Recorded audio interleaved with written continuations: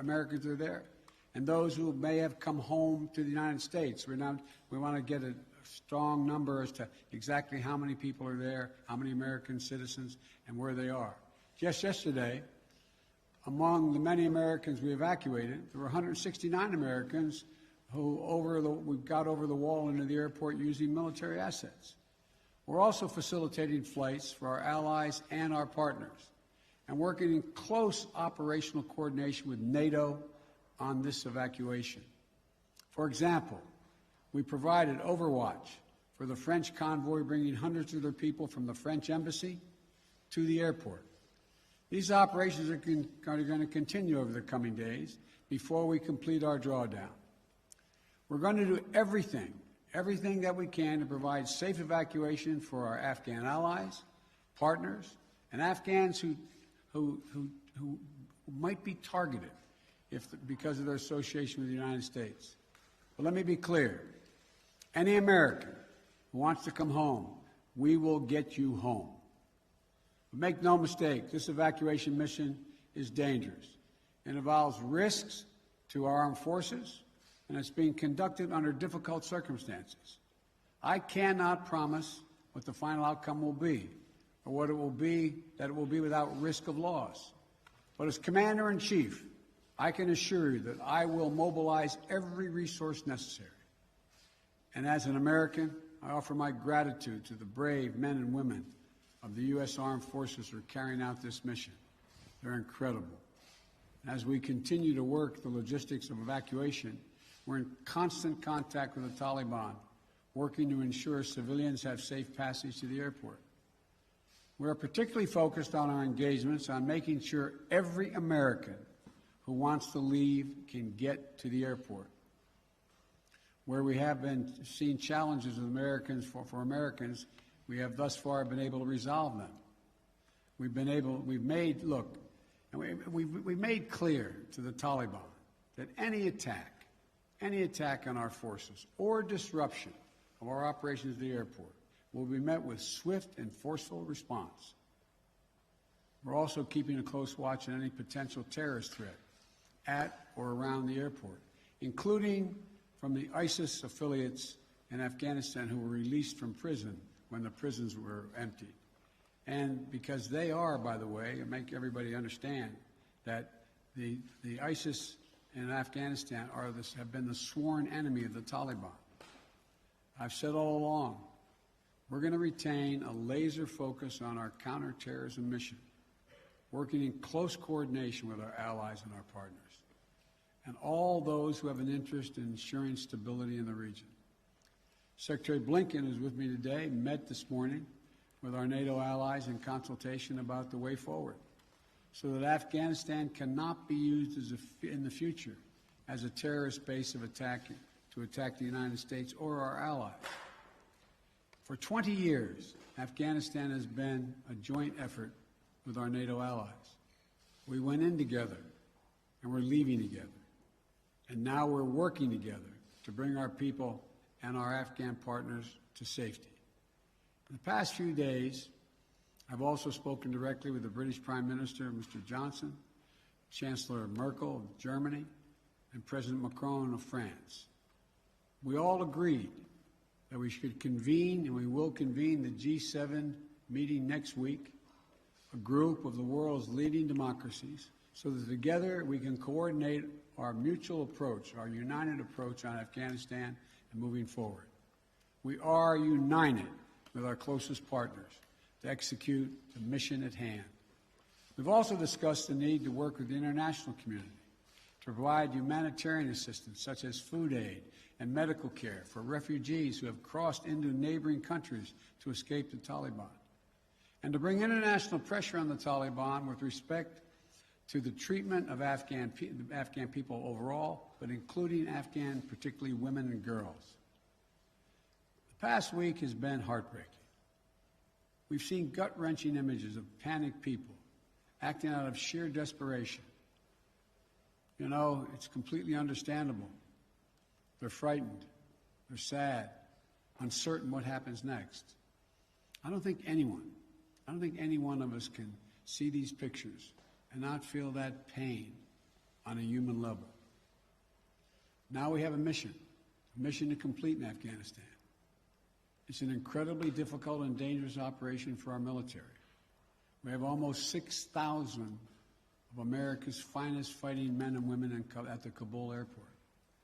And we're putting their lives on the line, and they're doing it in a dangerous place to save other Americans, our Afghan allies, and citizens of our allies who went in with us. You know, I talk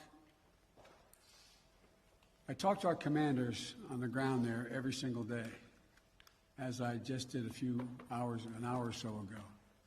And I made it clear to them that we'll get them whatever they need to do the job. They're performing to the highest standard under extraordinarily difficult and dynamic circumstances. Our NATO allies are strongly standing with us. Their troops keeping sentry alongside ours in Kabul, as is the case whenever I deploy our troops into harm's way. I take that responsibility seriously. I carry that burden every day, just as I did when I was vice president and my son was deployed to Iraq for a year. There'll be plenty of time to criticize and second guess when this operation is over. But now, I'm focused on getting this job done. I would ask every American to join me in praying for the women and men risking their lives on the ground in the service of our nation. As events evolve over the coming days, my team and I will continue to share the information and update the American people on exactly where things are. We'll use every resource necessary to carry out the mission at hand and bring to safety American citizens and our Afghan allies. This is our focus now. And when this is finished, we will complete our military withdrawal and finally bring to an end 20 years of American military action in Afghanistan. Thank you. May God bless you, our troops, our diplomats, and all those serving in harm's way. And now I'll take questions. AP, Zeke Miller. Thank you, Mr. President. You now that your election would usher in an era where the world can count on America to live up to its promises. You promised to leave Afghanistan, but you also promised not to help to bring out those who helped America in its war effort. We've seen these heart-wrenching images at the Kabul airport of people trying to get there, say nothing of the people who can't get to that airport. You made the commitment to get American troops out, to get American citizens out. Will you make the same commitment to those who assisted in the American war effort over the last 20 years, number one? And then number two, what is your message to America's partners around the world who have criticized not the withdrawal, but the conduct of that withdrawal and made them question America's credibility on the world stage? I have seen no question of our credibility from our allies around the world. I've spoken with our NATO allies. We've spoken with NATO allies, the Secretary of State. Our National Security Advisor has been in contact with his counterparts throughout the world and our allies, as has the General, I keep calling him a General, but my Secretary of Defense. The fact of the matter is, I have not seen that. As a matter of fact, the exact opposite I've gotten. The exact opposite thing is we're acting with dispatch. We're acting, committing to what we said we would do. Look, let's put this thing in perspective here. What interest do we have in Afghanistan at this point with al-Qaeda gone? We went to Afghanistan for the express purpose of getting rid of al-Qaeda in Afghanistan as well as getting Osama bin Laden. And we did.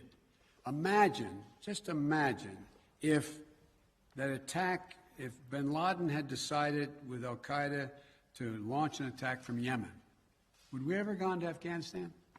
Would there ever be any reason we'd be in Afghanistan? Controlled by the Taliban?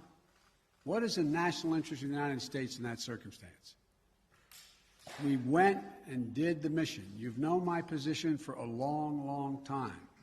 It's time to end this war.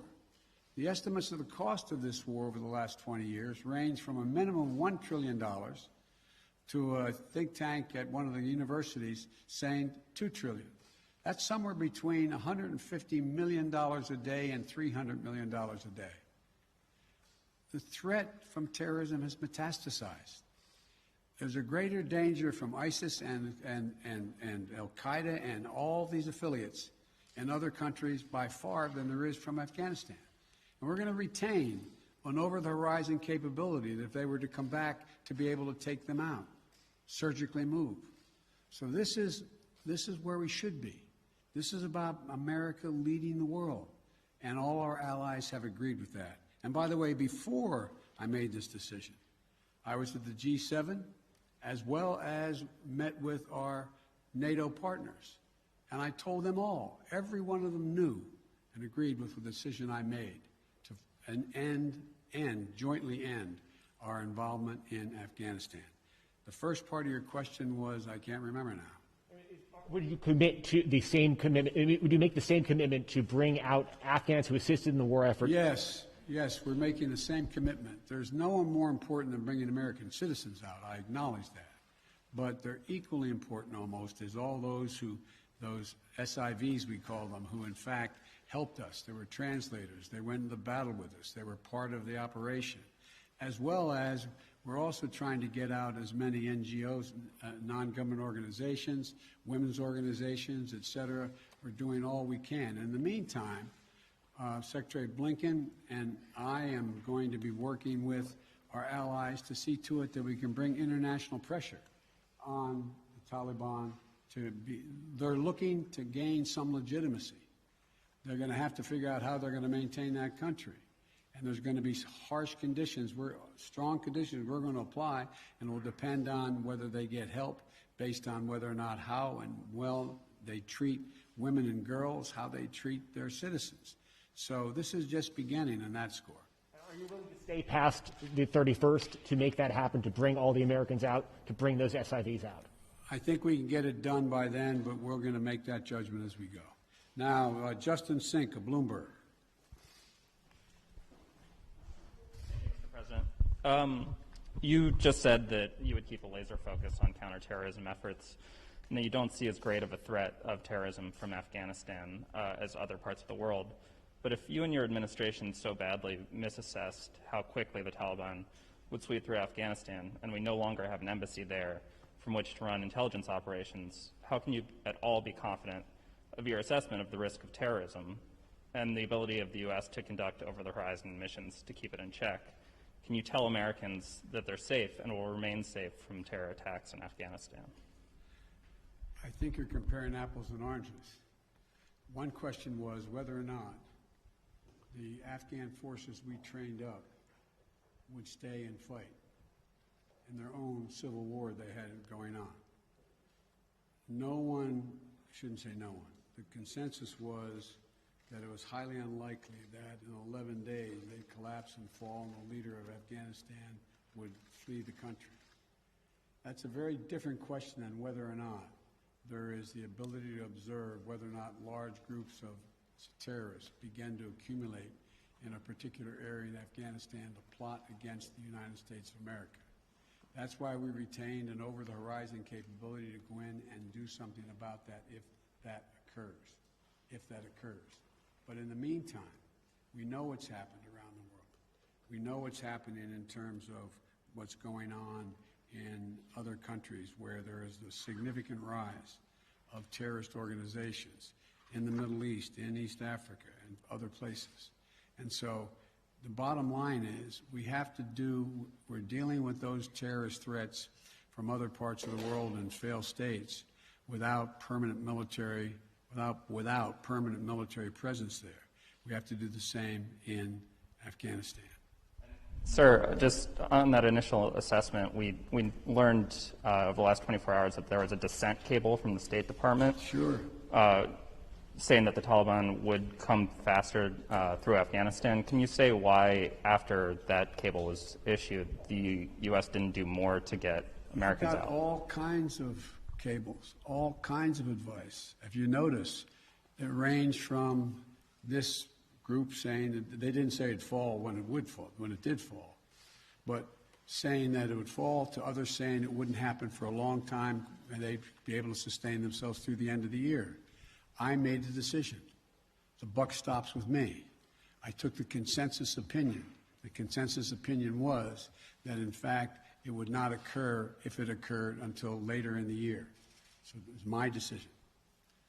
Now, my next is Stephanie Ramos, ABC. Thank you, Mr. President. 2 questions for you. The military has secured the airport, as you mentioned, but will you sign off on sending U.S. troops into Kabul to evacuate Americans who haven't been able to get to the airport safely? We have no indication that they haven't been able to get in Kabul through the airport. We've made an agreement with the Taliban thus far. They've allowed them to go through. It's in their interest for them to go through.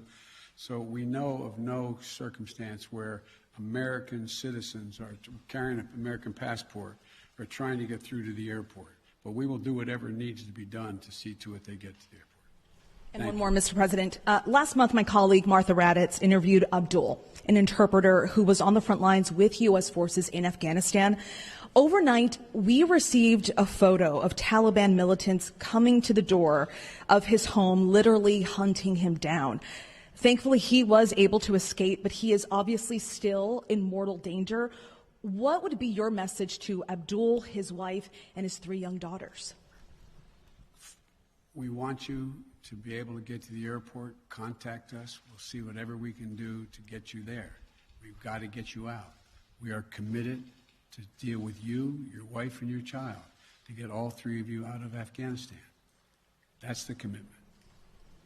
Thank you, sir. Meredith Lee of PBS NewsHour. You mentioned just now using every resource available for evacuations. Why haven't you ordered the military to expand the security perimeter around the Kabul airport? Do you have any plans to do so, given that will likely require more U.S. troops? And are you considering rescue operations to recover Americans and Afghan allies stuck behind Taliban checkpoints? The answer is yes to the last question. We're considering every opportunity and every means by which we could get folks to the airport.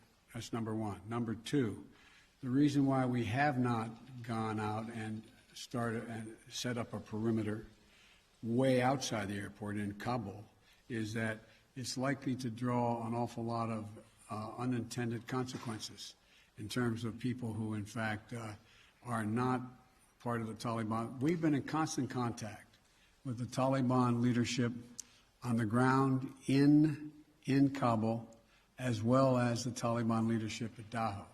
And we've been coordinating what we were doing. That's why we were able, for example, how we got all of our embassy personnel out, how we got everyone out of the embassy safely. That was the distance. That's how we helped get the French out and out of their embassy. So the question remains, there will be judgments made on the ground by the military commanders at the moment, and I cannot second guess each of those judgments to be made. But the idea of, again, let me get back to the fundamental point I made at the outset.